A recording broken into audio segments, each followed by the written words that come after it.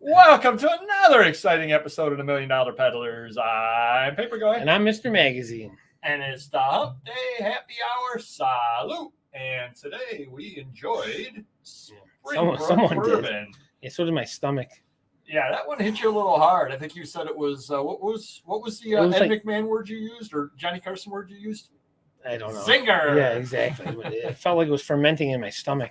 Oh, that's such a sweet way to start the show. It can only get better from here. All right. And what do we have up? We have the Lucky Lori's in the house first out the box. Lucky Michael, Lucky Dave, and Lucky Amazon Seller 99. And remember to comment, because only the first 25 people get the word lucky. That is true. Before Yeah. their name, and then it goes away. It's obsolete. Yeah, that's it. If you want to be called Lucky, you better chime in soon. So it should be a fun show today. We're going to be talking about long tail today and what you need to do for that. So right up our alley. Oh, Lucky Pudding's in the house. What's up? There we go. And I guess Primetime has taken a hiatus. He's done very, very few videos lately. So I got to reach out to him and find out what's going on. I think his last video was like 4 days ago. And then the prior video of that was like a week ago. Maybe he is... I don't know what he's doing. I have to reach out to him at some point. I got to get over it. I've been promising to get over there for, maybe we'll see like Primetime 2.0 down the road. There you go. Just like a movie comes out later on. Part 2 is better than the first. And then Lucky See the Lights is here as well. How's it going? All right, we're going to start the show off, and I'm always curious to hear how people's sales are, but I'm curiouser. More curious? I mean, you should know. You're the smart guy. You're college educated. I'm not. Yeah. Mm-hmm. I need to get my money back.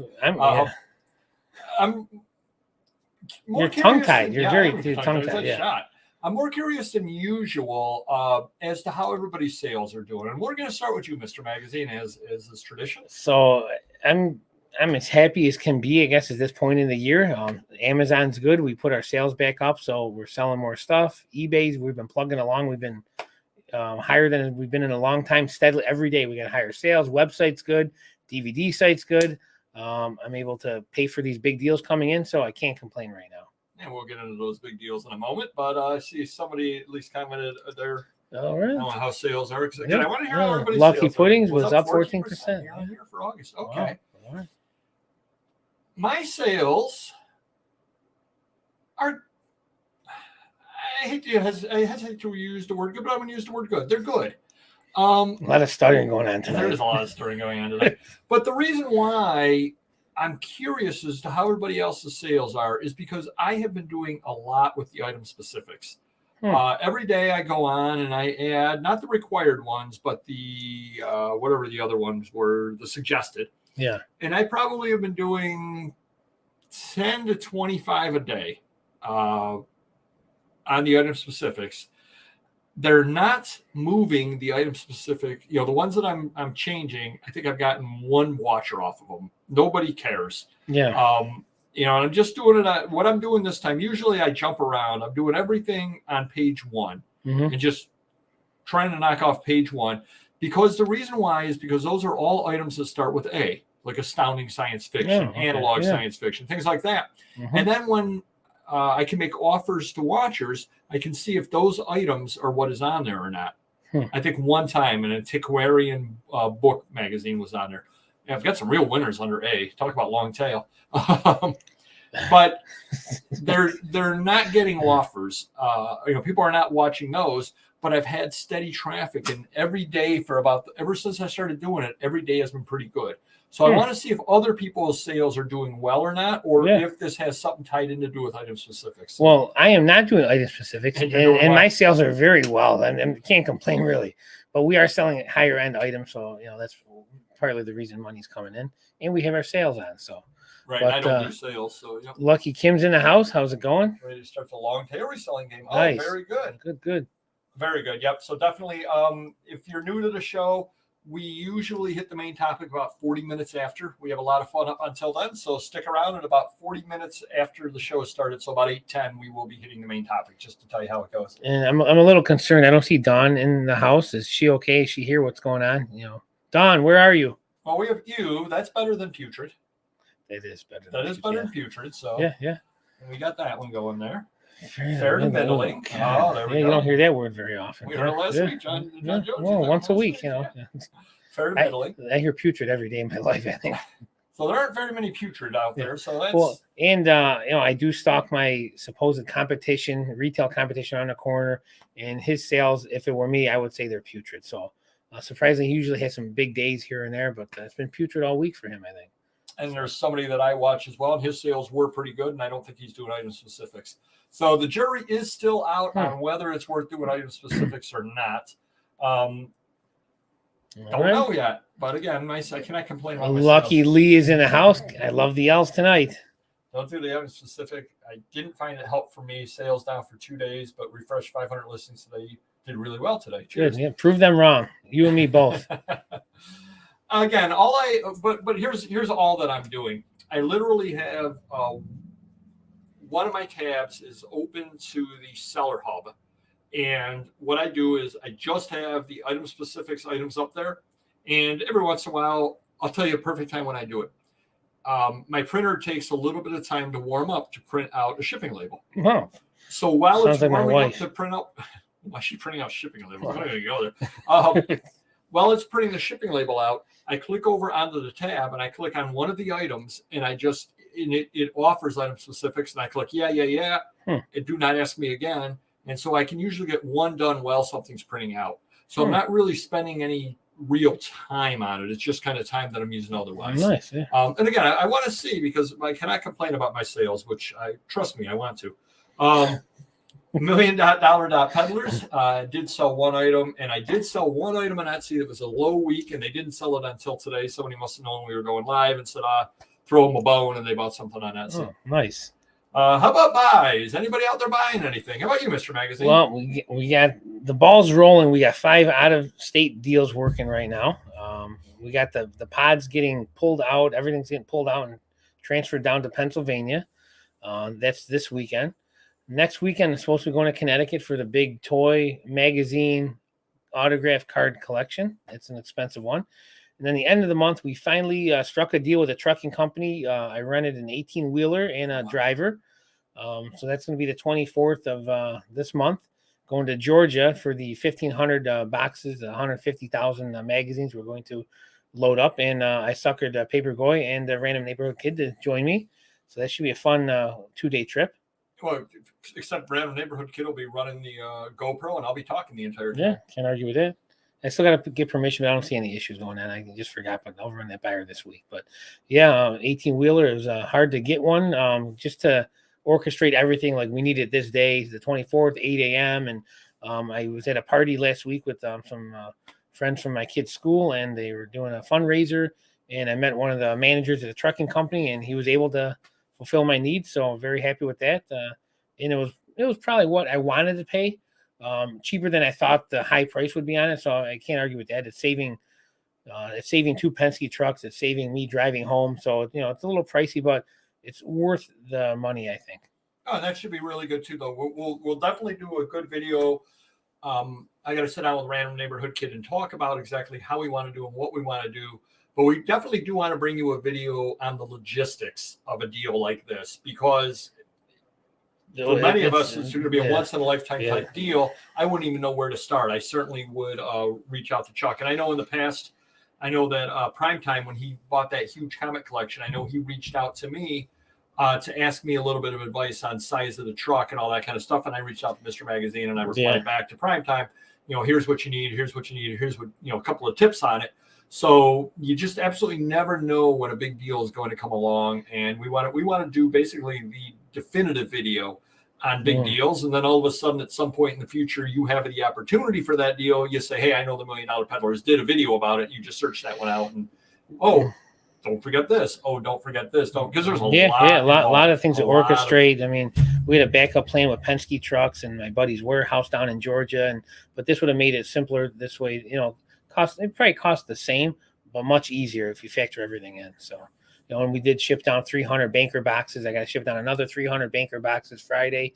So that's 600 boxes right there on top of the boxes they're using. So we're going to be at 1,000+ boxes before it's even done. And staying within the weight of the truck as well. So we have to make sure we don't go over that or they give a little leeway, a couple thousand pounds here or there, but we'll see how it goes. Kind of crazy. Yeah, so that should be a fun video when we figure out the logistics on that. I did not go to Buffalo Chicken Wing Festival. We started driving on our way over. Oh, $2.99 a gallon. Nice. Argue with I'm that. gonna drive there to save money. Nice. Hold on, stop. She's here. I was getting nervous. I didn't see you. It's 10. Let's see. We're into it for 10 minutes. Here's Dawn. All right, hi Dawn. The lucky Dawn is in the house. I was gonna say, she lucky Dawn. Yeah, absolutely. She gets the lucky. Lucky CJ's in the house as well. Oh, wow. Oh, by the way, lucky CJ. Wow. So I did not go to Buffalo Chicken Wing Festival. We started driving on our way over, and it smelled like rain, and it was kind of a misty kind of day.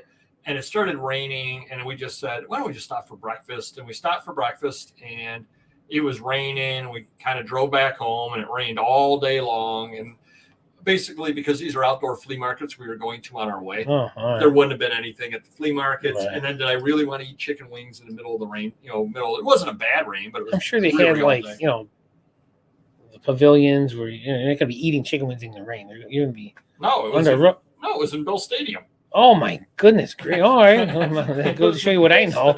Oh, I guess I wouldn't go then. Jeez, they can't afford a couple overhead tarps or something. What, you want a Sky Dome? Yeah, exactly. Why not? Jeez. You gonna say hello to Lucky Steven? I'm waiting. Yes, Lucky Steven is in the house, and hello back. And I did end up. Remember how? So I didn't end up going to any flea markets, but do you remember how I had given my business card out to a few different people at the flea market the prior week? Yeah, it's one thing I'm not good at doing. I never have them on me. I never had pens like Papergoy, and luckily I still get buys. So there you go. So I ended up getting a call from the one gentleman, and he was very easy to deal with. And I ended up picking up a lot of hardcover books. Did you know that you really can't list Beatles books on Amazon? They're gated. Yeah, wow. Beatles stuff is gated pretty much across the board. It's a violation if they allow you to. It wouldn't even go up. Wow, just it's crazy. Asked for permission. Where does it end? Like, where are they going? Is everything gonna be gated at some point? Elvis. Yeah. I mean, DC Comics, Hot Wheels. I mean, it's getting ridiculous. So I ended up buying. There were a lot of Beatles books in there and things like that. But I bought I paid right on them, and these are absolutely perfect things to be bringing by the Facebook auction. So definitely, if you like books, I've got some pinup books and some Beatles books, Rockstar books, things like that. I'll be bringing that to the Facebook auction, which is why I do appreciate having that option available. Yeah, I'll sell them for less at the Facebook auction, right? But I also won't have to store them for years before they sell. And I can't sell the Beatles stuff at all on Amazon, and it's not really worth listing on eBay with all the extra time. Yeah. So definitely do stop by Vintage Syndicate and Ephemera Monday at 4 p.m. I will be selling books and some other great stuff. And Lucky Lewis is in the house. Hoser alert. There you go. Sky Dome is no longer called Sky Dome, sadly. Now it's the Rogers Center. Oh, well, Roger Clemens Center? There you go. Rich Stadium is no longer called Rich Stadium. It's Poor Stadium. Trademark? Is that what it's called? Something like that. Yeah, they might win tomorrow. And that actually was something other that I was going to mention before I mentioned a couple of other buys that I had. Football season is starting for the NFL tomorrow, which means if you are on the East Coast, from 1 o'clock to 4 o'clock Sundays, you will have crickets and tumbleweeds going through your eBay store. However, be prepared about 4:30 Eastern. You will get batch of orders. Orders will all come in about 4:30 in the afternoon on Sunday. It's funny because Wegmans is like that, and my laundromat's like that. You go in there before 1 o'clock, it's a madhouse. Then Wegmans is, crickets if you go in after. My laundromat's crickets, and then afterwards, back up again. Yep. So I did want to shout out to the NFL because they obviously need me to do that. If they have big ratings tomorrow, it's because we mentioned it. But again, that's what ends up happening all the time in reselling. So if you are planning auctions and all that kind of thing, if you're one of the few dinosaurs like us that do auctions, do not have your things ending about 2:30 on Sunday. You're not going to get any last minute activity on it. You're just not going to do so. Amazon wants a site fully of Chinese junk and authorized sellers. It's been moving that way for the last several years. Yep. Yeah, like I said, I found that out the hard way with the Beetle stuff. You know, I didn't pay a lot for the book, so it's okay. But still, you know, if it was good stuff, you'd be able to list it on eBay. You know, yeah. It's weird that you can list that stuff on eBay but not on Amazon. I did go to. Lucky local Ron's in the house. There you go. Oh, hold on. Oh, and I want to give a definitely. I want to give a shout out to Ron. He did send me a link to a book sale that I'll be going to Friday evening. It's a weird book sale. I think it's a bookstore having it, like a used bookstore having it. The book sale starts tomorrow. So, Mr. Magazine is saying, Papergoy, why don't you go tomorrow? Papergoy, why don't you go tomorrow? 6 o'clock in the evening till 10 o'clock. Oh, well, I don't know who would want to go tomorrow. And then actually, it's a good time to get deals because the bills are on, and no one's gonna be there. So good point. So bring your phone. You can stream the Bills game and buy books at the same time. Wow, nice. I myself, I'm too busy laughing at my friends and family that'll be at my house cheering the Bills on. And then it is Friday from 4 o'clock till 10 o'clock. She's really night owls. I don't know. And then Saturday, it's 8 in the morning on Saturday. So I don't have any idea. So they'll get about 5 hours of sleep before they shut down and reopen. So it's the weirdest hours I have ever seen on a sale. It is very, very odd. But thank you, Ron. I would not have known about that otherwise. I did go to an estate sale, and a little bit later on when we give item of the day, it's something or other that I picked up at the estate sale, so I don't want to give that away. But it was Thursday. I was driving for my day job. I looked it up online. It could be a good sale. A lot of stuff for the 1970s, toys and all that, which I don't deal in. Nice. Comic books. Well, I go over there. They had Bronze Age comic books, $3 a piece, but no keys. Like they had Strange Tales, but they didn't have the Brother Voodoo. No, they could have had it. It could have gotten bought, or they could not have cared about it. So I went around and I ended up finding a few things over there, including the item of the day, and picked up a couple things from Mr. Magazine that I'll be bringing into his store in the future as well. So that was kind of fun. Anyone local, if they want to go to Economy Auctions on the 17th of this month, I got a ton of stuff. I'm putting in some decent stuff, but you can probably see it on the auction zip. Oh, see, Stephen, and the only time I ever see items or sales in the evening are the first day of library sales. A lot of times those start at 3 o'clock, 4 o'clock. I've never seen the first day of a sale start at 6 o'clock, though. That's just, they must have day jobs, I guess. Or they're vampires. Or they're vampires. That was that was my second. Well, that was the most obvious choice. Very obvious, yeah. Time to head on into Glitch of the Week. Have you noticed any glitches, Mr. Magazine? You always ask me, and I don't really have much to contribute. Well, got a couple of them. I guess eBay was having some glitches on their shipping during the week. And the only reason it never affected me, and knock on wood, generally it doesn't affect me. But when you went on to print shipping labels, it had the little red thing there saying, your post office, USPS is experiencing problems. I'm like, no, I'm pretty sure the post office isn't experiencing problems. You're experiencing problems. Exactly. That's number, so that was the glitch there, but it didn't hit me. Patron sales. Yeah, exactly. Yep, member sales. We call them up here, but exactly the same thing. We did have a glitch today on Verizon. Yeah, the service sucks. That's what we had a glitch with. Well, Mr. Magazine called me, and I'm talking, and Mr. Magazine has this thing he thinks is funny, where he calls me and then doesn't say hello, and I'll be going, hello, hello, hello, hello, hello, doing that, and then he finally says hello, because he never says hello. Well, hold on, I got to speak. The funny thing about it is, if I talk to 20 people, 100 people, 300 people in a month, I don't have the problem with anybody but Papergoy. So how could it possibly be my phone? And nobody calls me, so it probably just because you live under a bridge. I live in a van down by the river. But Mr. Magazine called today, and I'm going, hello. And then all of a sudden it hung up, and Verizon said, no service, basically, is what it said. It said there was no service. You said...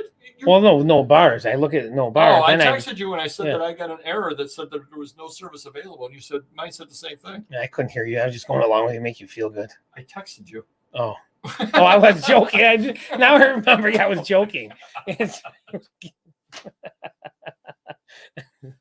Now I remember. Yeah, I get too much stuff to process. I try to eliminate the low priority stuff. Thank you. That was good times. Me too. Yeah, because you do that to me in the emails. Me too. Yes, I did it back to you. So it's a fake glitch, really. Well, it's a glitch of mine. It really did say there was no service. And I did a big glitch on Whatnot where for 2 straight auctions, I started my first item at $1 for 1 minute because that's what it defaults to. And then somebody's like, you started for $1. I'm like, oh, oops. Luckily, it got up to the $5 that I was going to start it at anyway. So that was on me. That went over there. Lucky Jim. Lucky Jim's in the house. Best humor on YouTube. There you go. See? There you go. Appreciate that. Don't encourage him. Don't encourage him. But I think the winner of the glitch of the week this week is the man sitting next to me who knows that at 4 p.m. Eastern every Tuesday over on Whatnot, Papergoy has a $3 ephemera auction. And at 4:05, what does Mr. Magazine do? I called you? You called me. Thank goodness I have learned how I'm like, this guy never answers when I call him. I'm always calling during your whatnots. Jeez. Maybe you listen to the show at some point. You'll know what Crazy. they are. I need a secretary. There you go. Couple of site changes I wanted to go into. Did you notice today when you logged into Amazon that Seller Central looked different? I noticed that I'm in deactivation of being kicked off Amazon, and that looked different. Big it looked different, yeah. But I've had it for a year now, so it doesn't faze me. Yeah, they've for some reason or other, Amazon changed the way Seller Central looks. Oh, so they want it to look like that instead of a big yellow block that says I'm going to be kicked off? Whatever it looks like is what they want it to look like. And then I went on the Amazon boards, and a lot of people are complaining about the way it looks and saying, why are you wasting your time on this? And then all my sales, usually there's a number, 24, 112, whatever it is.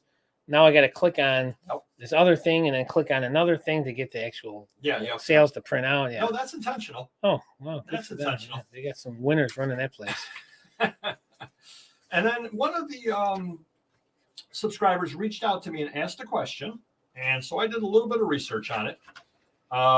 They said, someone in a forum commented that eBay is now allocating the first 4 slots to sellers who've listed the item using advanced promotions.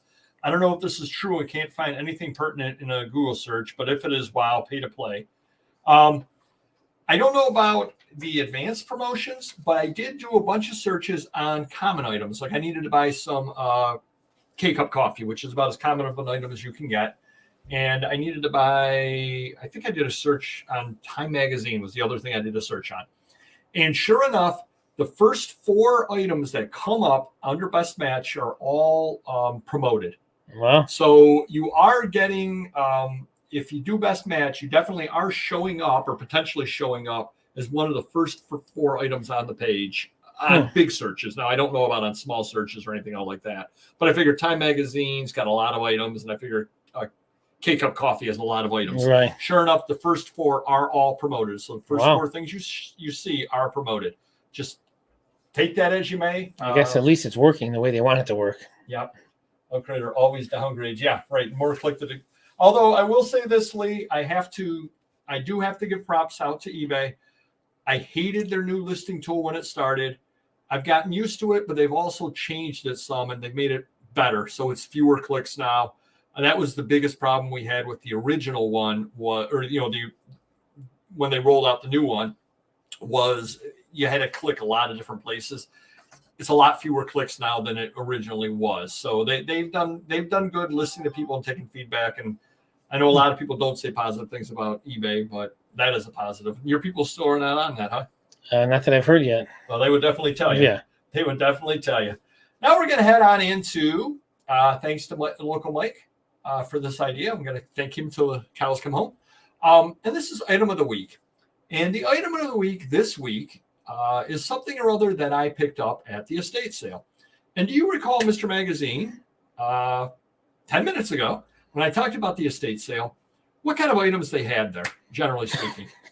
Was this a trivia contest? They had very good items. 1970s items, exactly. I couldn't have said it better myself. 1970s toys, a lot of kids' I books, do remember toys now. Bronze Age comic books, things like that. But no keys. No keys, exactly. I remember something. So primarily it was a 1970s type of state. Mm-hmm. And I bought the item of the week this week there. I'm going to show it to Mr. Magazine. He has no idea what it is. Okay. One of these days you're going to get a tie there and use that as your item of the week. I am going to use it as the item of the week. So I want you to look at that, Mr. Magazine. Okay. Tell me what you think coverless old book. Coverless old book. It's so dark, but I do see 1758 here. Split in half, right there. Wow. On the shelf for $1. That book made someone upset. Annual Register, or a view of the history, politics, and literature of the year 1758. So it's published in 1759. Wow. No reason whatsoever why this book should be on a shelf of a 1970s house, but it was right there. Always look through books. It was pulled out, so somebody had looked at it and decided not to buy it because it was missing the front board. A little tip: this time it did not work, but a lot of times you'll find the board sitting somewhere else in the books. So do look through the books. Sometimes you'll find the board and be able to complete your book there. That being said, it's from 1759. Is that the oldest book you've ever had? No, I've had a book from the couple books from the 1500s before I picked up an estate okay, sale. bragger. Yeah, that's exactly what I'm doing. Unfortunately, this is from England, so it's worth less than it would be if it were in America. Now, here's the crazy thing about it. This book is for sale on 8 books for $40 to $50. Wow. This book from 1759 is worth less than a lot of the things that they had for sale from the 1970s, Star Wars stuff and things like that. Wow. Which is kind of crazy. Yeah. But for $1, still well worth picking up out there. So hopefully you always want to look through the books, and that is an insider tip that we've mentioned before. Always look at the books that people have pulled out, because other dealers will have pulled the books out and not, have decided to pass on them, but they've done a lot of the work for you already. Yep. Don's missing out on comedy hour. So hopefully that helps you some, but it's just amazing that a book from 1759. Here's the crazy thing. I think the next oldest item in that house was probably like 1940. I thought you were going to say the person running the estate. Wow. So why is there a book from 1759 on the shelf? I have no idea whatsoever. Makes zero sense at all. But you absolutely never know what might be hiding out there. Now, if it was an economy auction, I can see the auctioneer sneaking something like that in there or something, but it's not.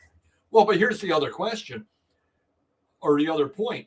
That book probably sat on the shelf because it was advertised as a 1970s toys kind of sale. If you're going there to buy Battlestar Galactica toys, do you care about a 1759 book? Probably not. And thank you for telling me to go to that. I had all kinds of stuff I collect. Thank you. You're welcome.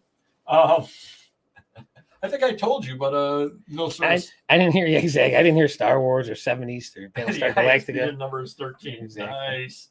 Hey, we do the bad comedy here. Jeez. Kind of crazy out there. So going to head on into the insulting offer of the week. Did you have any this week, Mr. Magazine?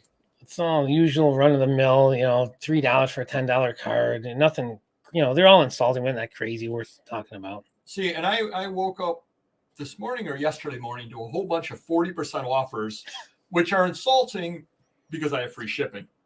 So those are really 25% offers. Yeah, those half off ones. Especially with the card ones with free shipping and stuff. And again, we use the Terapeak, like the Don Mattingly collection. There's cards that are 50, 75, 100, 200, and that's what they sell for. So if I don't sell them for that in auction, I'll take an offer, but I'm not going to take them for half of what they're selling for or less than half. It's just crazy. Some guys, they're relentless. They're, making $15 offers on $50 cards. It's just not going to happen with me. Well, everybody's favorite time where I test Mr. Magazine's reading ability. So I had Michael Jackson King of Pop calendar, 1958 to 2009, sealed NOS, new old stock. Okay. So what do you think that a Michael Jackson calendar cost in 2009? Probably $10. Yeah, I was going to say $8 to $10. Yeah, you would think so. What was and now this offer, we list our things overseas. So this offer came in and it was listed in pound sterling. How much was I asking on it, Mr. Magazine? $36.34. Well, 36 pounds sterling. 36 some pounds. dollars. What was that offer? Wow, that's insulting. 1 pound. And 1.20, just over a pound. So somebody offered me 1 pound on something I was asking 36 pounds on. I counter offered at 31 pounds and said, "Oh, you left off the 3? The ditch." Yeah, exactly. That happens all the time. Yeah. Oddly, they didn't accept it. It's crazy. 1 pound on a 30-some. So that is this week's insulting offer. Can't I have 3 weeks to pay best off? Oh, paid 1 day early. Very good, John. Thank you. Thank you. One that was half off, and we met in the middle, so it was fine. Yeah. Well, I tried to meet on the 1 pound offer. That's how it should go, Don. Exactly. Experience is selling. I get more lowball offers on ball cards than any other category. Yeah, you can definitely speak on that. Absolutely. Some people sell them that cheap, so I mean, I don't want to compete with them, though. No, right, exactly. This week we always do a little part called customer issues, and this has taken up a page. Wow. We had a lot of customer issues this week. Why don't you quickly tell a little bit about the case with the action figure that was sent out incorrectly? Again, put me on the spot here. Which one is that? Wow. I don't know. Which action figure? I don't know. It was a guy. You shipped the wrong item to the guy, a $40 item, and he got. Yes, the wrestling one. All right, so that was 2 weeks ago. That's why I forgot. Anyways, so the date code of it was a Vince McMahon Build-A-Figure from the wrestling line, WWE, and it went for like $40. And he received 4 wrestling figures that weren't a lot, that were $40. So the good news is it's the same. It's not like he got a $100 item. Yeah, so. Yeah. But he had a lot of trouble. I said, just return it. We'll send you the right item. He wanted me to send him the money ahead of time to ship it. I said, just go through the eBay process. And I think he finally just shipped it recently after like 2 weeks of going back and forth. Oh, really? Yeah. Oh, because you said they closed the case. No, not on that one. Well, he's sending it. So if they did close it, he said, I just said, so he may have sent it out on his own because he couldn't go through eBay. He couldn't go through eBay, and that was the big thing too. Is we said, "Here's our address," because he said he couldn't get the label. We said, "Here's our address. How do I know you're going to pay me?" I said, "We are talking to you through eBay messages. It's part of the permanent record. We are." But he's got something we need back to sell to another customer anyway. So I mean, it's not like we want that item because it was so much better. I mean, it's just crazy. But it does. Mistakes do happen. Whoever pulled the order saw a WWE figure and they saw the 4 and whatever, and made a mistake. It happens. Oh, I want to thank Mr. Magazine. He went on a buy today that he didn't tell you about, secret buy. And he gave the person my name and number, and they contacted me, and they've got some stuff I'm going to be stopping by Saturday. So thank you, Mr. Magazine. I know one of the things that they have is sheet music. So what I'm contemplating doing is I want to see how much sheet music they have. I may just buy the sheet music, bring it home in the boxes, and then just do a whatnot sheet music show. I think the songbooks are good. I don't know about the sheet music. I mean, they're older ones, but the songbooks definitely look pretty good. So, so I may just do that, and then I'm contemplating. Do you remember 2 years ago I paid you $850? The pulp for a bunch of pulps. Yeah, I do. And they are still. All I did was organize them, and they're still sitting there. I'm so glad because if you didn't buy them, I would have paid the $850, and they still be sitting in my warehouse somewhere. Yeah. So I wonder if anybody out there who does whatnot, and do comment down below if you're watching us on the replay, has had any luck selling pulps? Because almost what I'm thinking of doing is figuring out what I got per item into it, and what I have to get out of them. I think I got 3 an item into it. Does that sound right? It sounds about right. Yeah, it was a couple boxes full at least or something. Yeah. There was a lot of them. So yeah. So I'm almost thinking of figuring out what price I need to break even, and then pricing a little higher, and just doing like a long pulp auction. Yeah, why not? Yeah. Say I got to get $6 each. Start them at $6 each, and just here's the first pulp.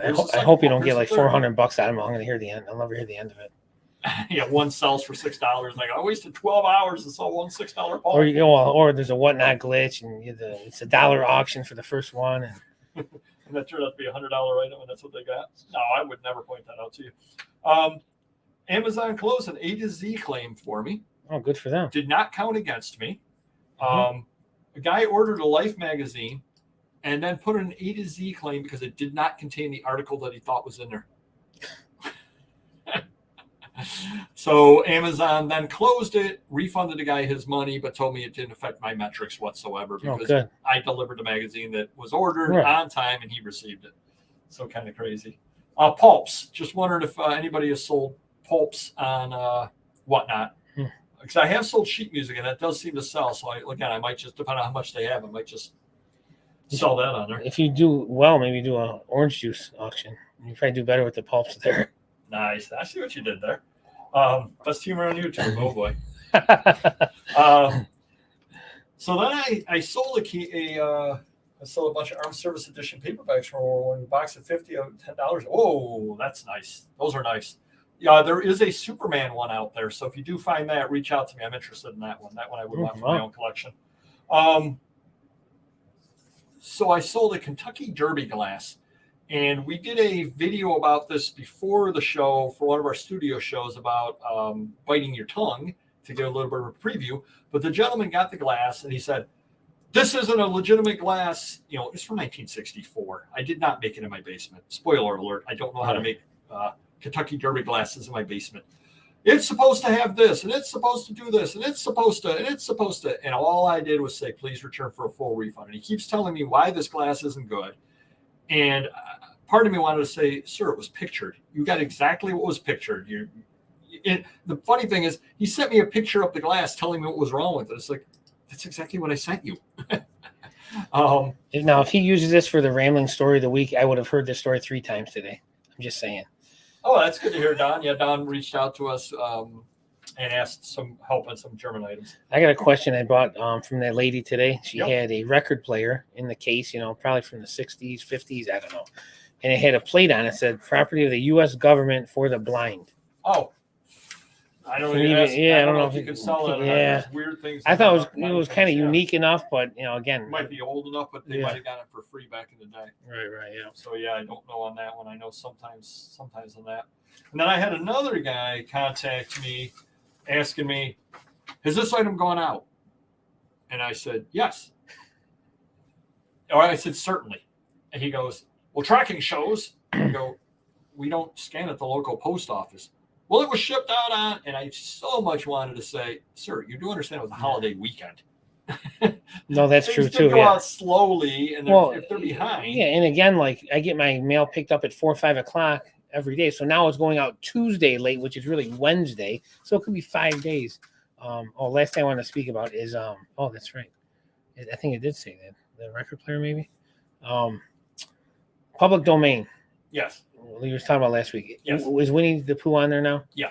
Because they're making a horror movie. Yeah, Winnie the Pooh horror movie. Yep. Thank you. Very good. Yeah, no, I'm fascinated by all that. That's crazy. Yeah. And Mr-Magazine does not pay me enough. So Mr-Magazine had a gentleman who bought some pinup photos. Oh, God. Gentleman lives in England. Gentleman bought them through Web Interpret, so they were on foreign sites and on the American sites. Yep. Mr. Magazine gave me the fun job of invoicing him. Some of those items he bought were on France, and some of them were in Italy. So really? He ended up getting 3 different invoices, one for USA, one for France, and one for Italy. But then he bought more after the fact. After I invoiced him for the 2 orders, he bought 2 more from 2 different sites. I mean, that's a you-know-what show. But I don't know why he's shopping in Italy, why he's shopping on France, finding your stuff all. I mean, I guess it's good that Mr. Magazine is worldwide, Joe, just like Pitbull. Yes, yeah. But international, yeah. They're international, yeah. So kind of crazy over there. I want to ask you about a deal that I read about, Mr. Magazine. Okay. eBay in France is selling nearly every gaming console ever made on eBay for $1 million. Wow. Roughly 2,400 different consoles. Holy cow. For $1 million. No games, just the console? I think he's got a few games mixed in, here and there. So wow, that is impressive. That's a lot of games. For $1 million. What do you think of that deal? What's your first thought of that? I think I wouldn't be surprised if it sells for more than that. The way the market is there, but also shipping. that was the number one thing. Yeah, shipping. Holy cow! That works out to $400 a console, and he's got in box, rare ones. Oh, some limited. Wow. I think they're Neo Geo. I don't know exactly what he has. I'm not a big buyer. one. But when I sat there and I saw that, I said, he's not being outrageous on that price. I don't think so. Yeah, $1 million. Well, it's a lot of work to even compile that. Did it take him over the last 2 years or his whole lifetime? I remember reading he collected until something like 2001 or 2004. He sold off everything he had, and then he decided to start collecting again. Wow. So he's built this over like 15 years, something like that. But yeah, $1 million for those consoles. I was thinking if I were into that and I were a reseller anywhere near him, because I'm sure he'll take a little less than that. Well, two things. I'm wondering what his cost is into all that. Number one. And number two, if you bought those all individually now, what would it really add up to? Yeah, so I was thinking $400 a console is actually not that bad of a deal for something. Well, just the work involved. He probably spent weeks trying to bid on some and win them and this and that. Who knows, where he found them from. But yeah, that's crazy. That is true. Very cool. Had a parcel of tracking stop, didn't move for over a week, put a ticket to you. Yeah, next guy I got a call. Next day it was delivered. Yep. And that happens regularly when people put in the item not delivered and you put that in. For some reason or other, that gets things to move. I don't understand that. Yeah, the council guy. You probably don't have to wonder. A couple of other quick things. Did you know on item specifics, but you probably don't, everything starts off with the 2022 as being the top item, except under sports, basketball, underneath magazines, it starts publications. It starts 1900. A little bit of eBay trivia. Yeah. See, those are the things that we bring you. Lee, we have a lot in common. I had a Neo Geo. I freaking loved it. And TurboGrafx was one of my favorite games. Yep, absolutely. A couple of other things. I've been buying a bunch of stuff on Heritage. Things are going under guide. Now, these are not things that anybody wants.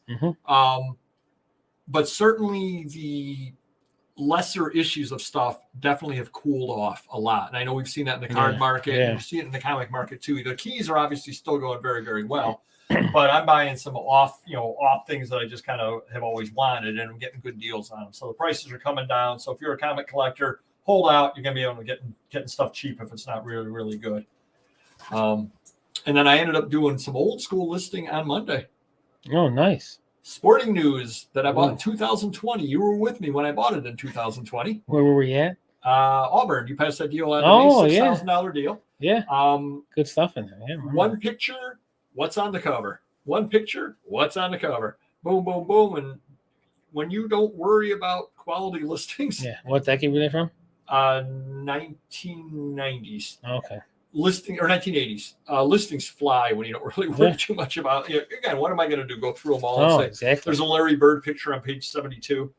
What percentage of that deal did you? I know you kept comics and stuff, but the other stuff, the lights, did you list all that stuff? No. Oh, nice. Probably half listed. Oh, right. Probably half listed on that stuff over there.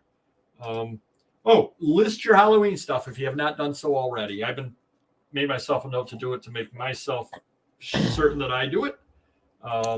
On that, so get the Halloween stuff listed. I've not been able to do so. I'm pulling out my kids' Spirit Halloween toys and stuff he bought over the years, because they usually have exclusives once a year, and they don't. Oh, really? Some of that stuff they don't put back in, the next year, or they don't remake them, and some of this stuff is crazy money, like $400, $500, $600 for stuff. Yeah, that's good to hear on the era coins. And again, the key comics definitely are. I'm buying. What I'll do is next weekend, if Mr. Magazine doesn't bring an item of the week, I'll bring down one of the items that I bought on there, and you'll see what I mean when I say off-brand stuff. I did pick up a couple of weeks ago. I picked up a Tom Mix #1. Nobody cares about Westerns. I got it for 65% of guide, something other like that. So stuff like that. Did I tell a rambling story about the TurboGrafx game when I played with my buddy that came in from out of town? I feel like I've said it before, so I don't want to say it again if we have a rambling. But people will tell you. Yeah. All right. Let me know. Since we're talking about TurboGrafx. So one other quick thing I wanted to mention, we got busy weeks coming up. A lot of busy weeks. Yep. So I'll be going to Springfield Antique Show not this weekend, but the weekend after.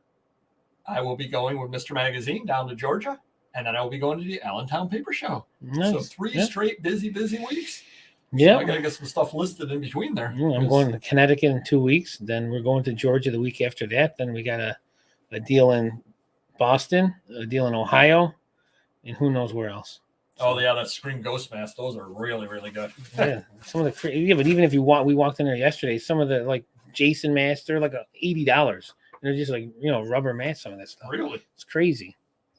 Now, does it change value if they've got the? I mean, obviously it does, but will they still sell without tags? If you used it, if I bought it this year, you'll get good money for them.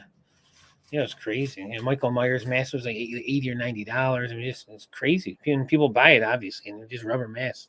Now, what do they do at the end of the year? Do they do a closeout clearance? I think the day after Halloween. Well, they start doing a sale like I think Halloween day, and then the day after, and so they get to like 75% off. So wow, might be worth grabbing some of this stuff. And my pod guy, we've always wanted the signs and stuff for my kids' room, and the guy that does the pods, he does them for Spirit Halloween, and they give him a lot of crap to throw out in the pod, so he's going to try and get some for me. Oh wow, so, very good. Cool. Yeah. All right, we're going to head on into today's main topic, which is how to make long tail work. And we wanted to touch on this, and one of the reasons why was it kind of came to me as I was listing the sporting news magazines from the 1980s. And here I am listing them, and I'm listing them with free shipping, $24 a piece. And I said, you've got to have a special mindset when you list that stuff, because a lot of the stuff that I'm listing, I'm saying, this isn't going to sell for a couple of years. Right. So what are your thoughts on long tail and advice you have for people on long tail? Well, I don't want to call myself an idiot, but I will. You're an idiot. I just like the deals. I don't know, these deals come across like the lady today. I really didn't need 25 boxes of Time and Newsweek magazines.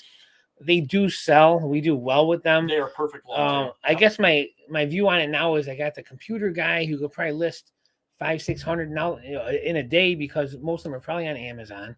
So I look at it that way. Then I got this older gentleman selling me golf magazines, which we haven't listed them in years. I got tons of golf magazines. Why am I buying more? But then I'm getting them for $0.25 a piece. So I guess that's why I'm buying more. So what I do is, I'm pulling out the Tiger Woods. I'm pulling out the Jack Nicklaus. I'll pull out the better covers.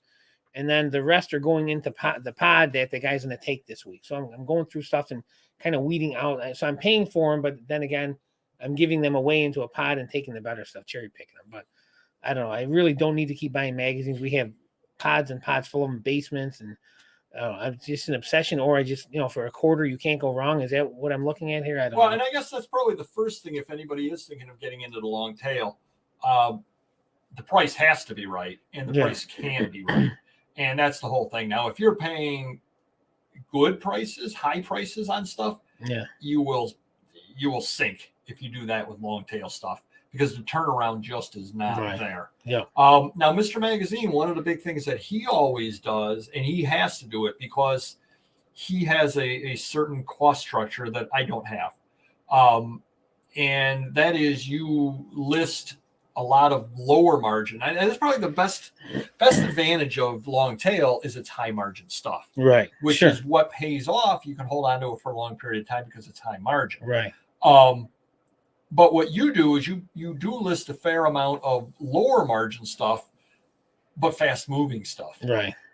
So that's always one of the things that you can do is you can list stuff that you're making a lot less money on. You're only making a couple of dollars on it, but it keeps the cash flow going, because it all depends on what your needs are.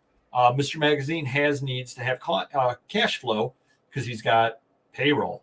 Yeah. He's got, the mortgage. He's got insurances. He's got lots. What is your eBay bill a month? Did you leave out close to anything sales? Close to 15,000, I think, right? Right, with the store and everything. Yeah. So what's the enterprise store? 3,000. I think. You got $3,000. You've got $100 a day just to have the store open. Yeah. Just to have it open, you have to come up with $100. So your first $100 just pays for that, and then your next couple $100 goes to pay for the employees, and your next goes to pay for, and your next goes to pay for postage, supplies, all that jazz. Yeah. When we looked at my Amazon numbers up until this point compared to last year, and I knew we would be down like 10%.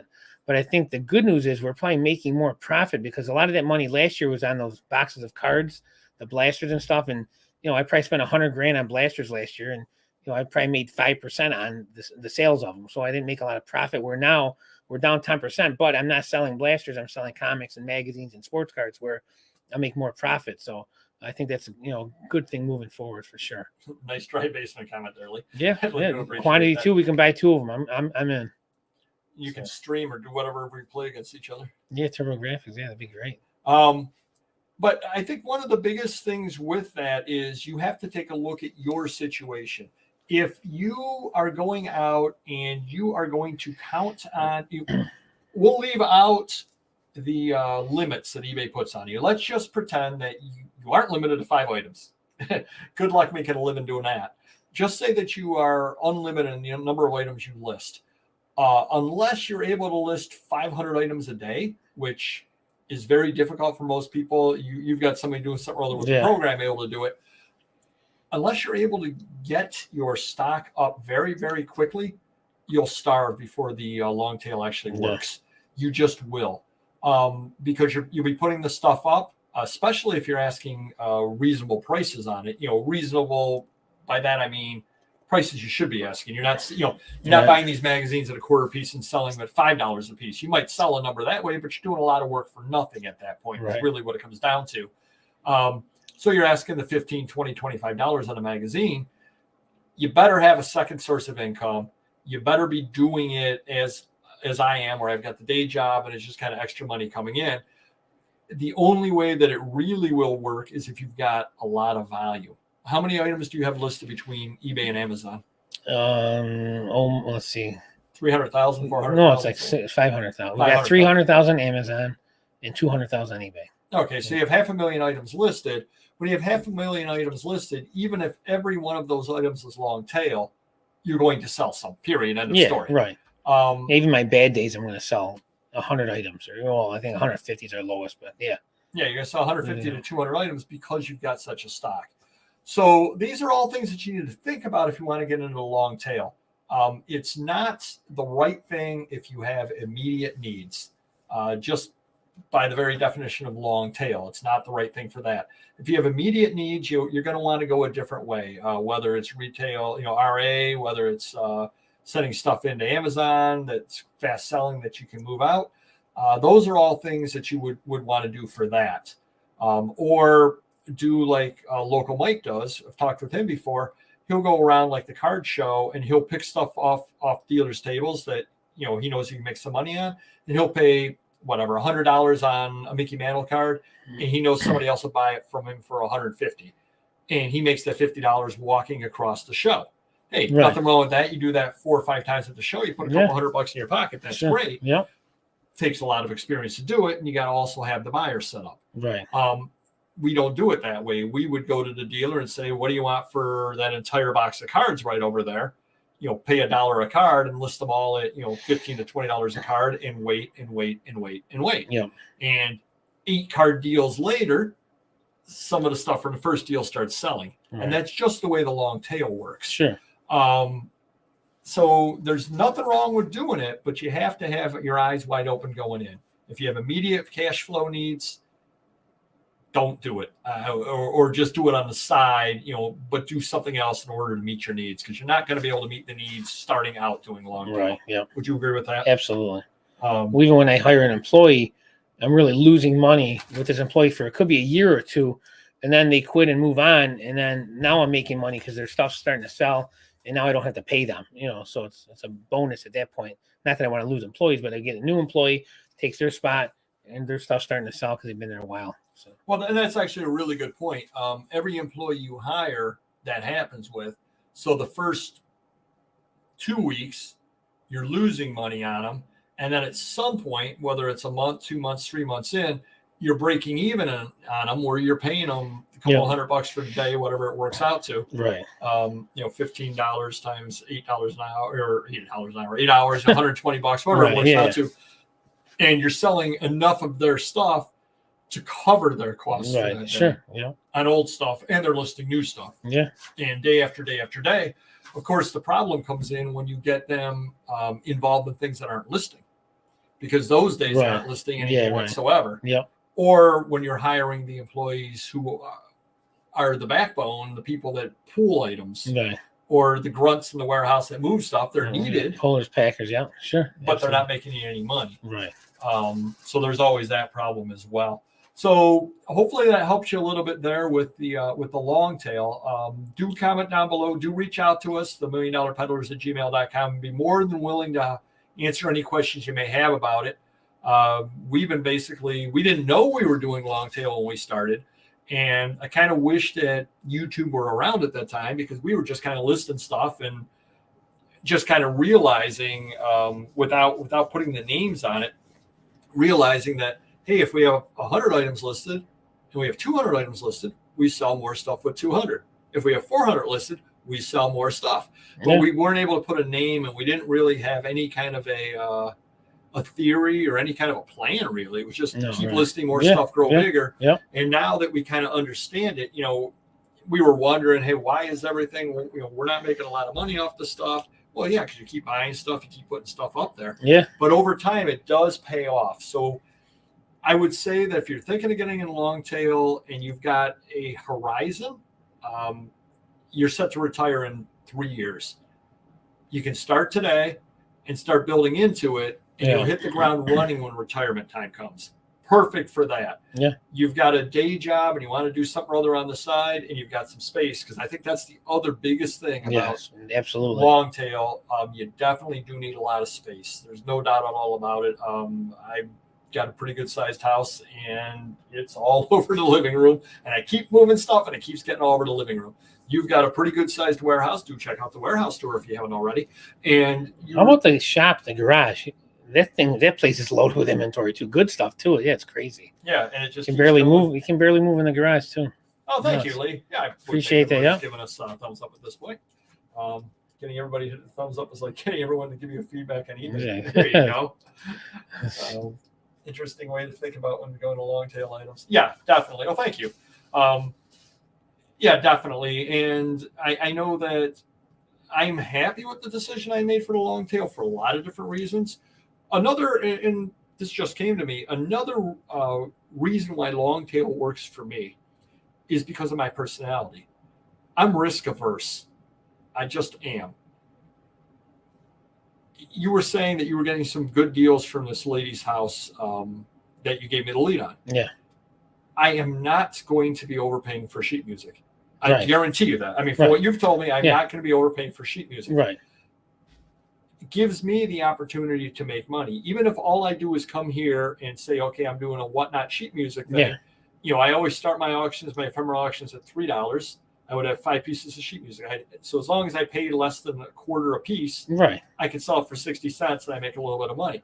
For what you're saying, I'm going to be paying less than a quarter a piece on the sheet music. Yeah, and there's going to be something good in there. I'm sure that's worth more than 60 cents a dollar, $5, $10, $20 probably. Yeah. So I'm risk averse. Because of that, I can go and do that.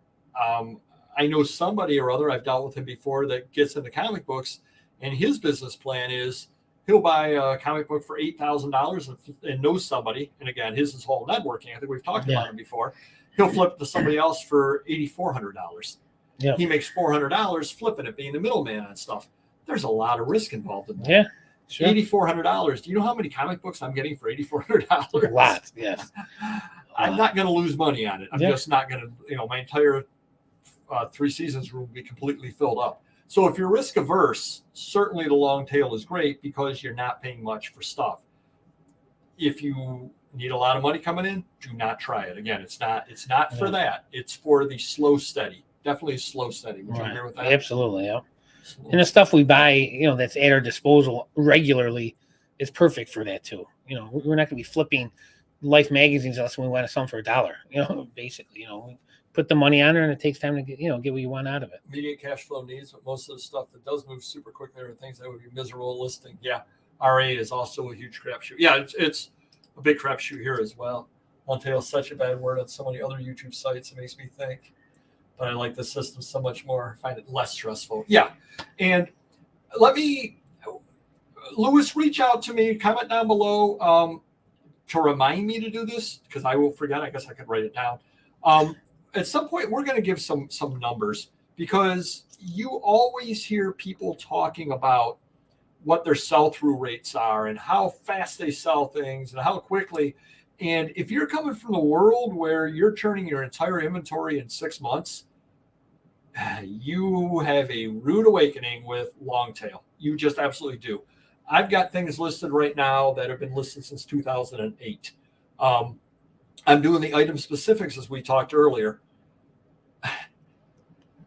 Little tip, even if you're in a long tail, don't list analog magazines. Do not list analog. That's what's in the pod. I saw some in there. I'm sure you did. Unless you've got the doing issues. Yeah, there's a couple good ones. The doing issues are really good. I wasn't going to look through hundreds of them for that, but those were the oversized ones too. Oh, that they don't have. Yeah. I am doing item specifics on these things that I listed in 2011, 2013, and it's been 10, 11, 12 years, and I'm going, oh my goodness gracious. That being said, I've already put the effort in. I've already put the time in. They're listed with the new eBay pricing. They're not costing me anything to have up. Yep. Just leave them up, and I might sell one every 6 months. And that's the reality of not good stuff when you listed long tail. But those are real numbers. Those are real situations out there. We swear by long tail. You make your living off long tail. Yep. I've got a nice little side income off of it. That being said, you've got, how many items did you say? 500,000? Between eBay and Amazon, yeah. And between eBay, Amazon, and whatever else, I'm sitting in there at 45,000 items. At those numbers, you can actually do okay off of it. So hopefully that does help you some out there. I want to give you some real numbers, some real perspective on it, and what you need to know about it. Certainly reach out to me. We certainly can do more videos about this if people do have specific questions. We're here to help you, really, is what it comes down to. Was told or thought for some other reason that they would sell fast. They're still sitting there. Yeah, that's the crazy thing, too, about it is you just absolutely never know. Well, and the other thing that got me thinking about this topic was I had 5 items up. We always put everything up for auction to start. And I had 5 items up for auction, did not sell, and I went to relist them. And I knew we were doing the show tonight, so I looked at my view count. Out of those 5 items, the most popular item I had for auction had 2 views in a week.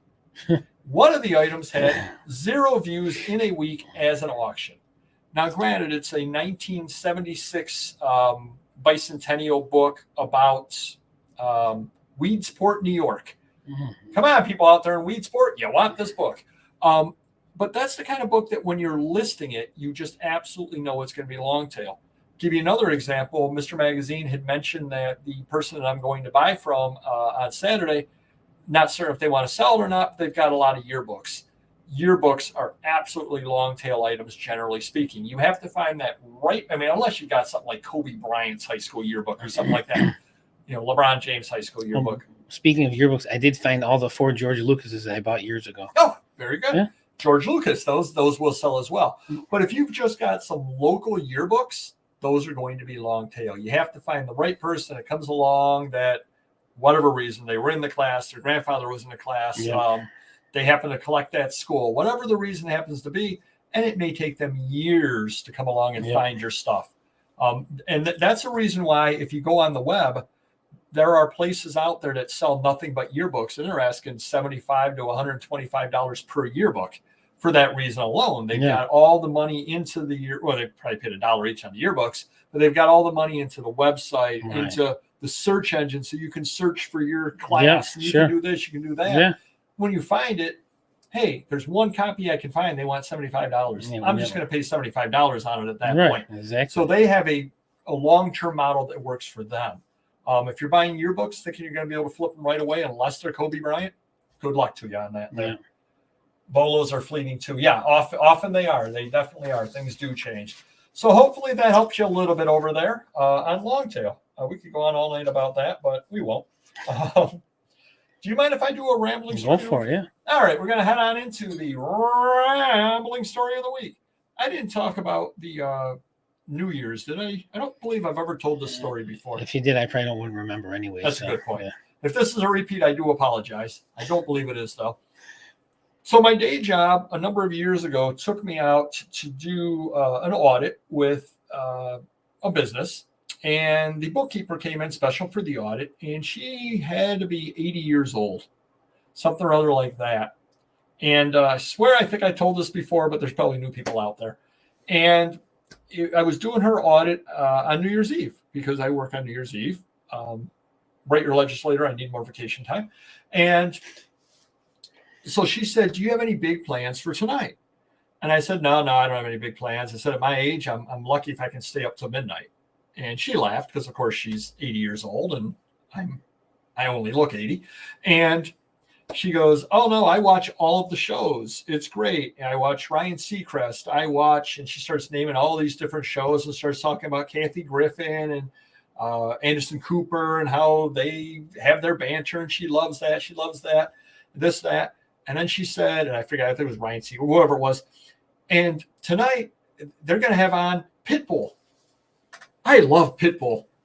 I started laughing out loud. I'm thinking to myself, this 80-year-old lady is talking about how much she loves Pitbull, because that's probably the demographic he is going for. I just thought back, you talked about earlier how you were international worldwide. Exactly. Yes, I did. So I hope that when I'm 80, I'm young at heart and listening to whatever the hot new music is out there. So hopefully that lady is still with us and getting excited about all the big stars that are going to be this coming year on Ryan Seacrest show. Nice. So hopefully we're going to hear Papergoy out very shortly. Wow, what do you got, a hot date? Oh, no. So all right, everybody. So been a fun show. Do reach out to us though, by all means, about the long tail. We're more than willing to help you out on that. No doubt at all about it. We've been doing it for 20 years now without knowing what we were doing. Without knowing what we were doing. Truer words were never spoken. Do stop by Facebook, the Vintage Syndicate and Ephemera, 4:00 on Monday. A lot of books. There'll be some Beatles books over. So if you like Beatles books, definitely stop by for that. Tuesday, kind of an Ephemera auction, 4:00 over on Whatnot, which may or may not be a sheet music auction. We shall see. I will not. Oh, this Thursday, tomorrow, I will be holding a comic auction. I will not the following week. So, because I'll be going over to Springfield. Nice. So, hit the like button if you haven't already. Hit it 4 times, and we will see you next video. Take care. Bye-bye.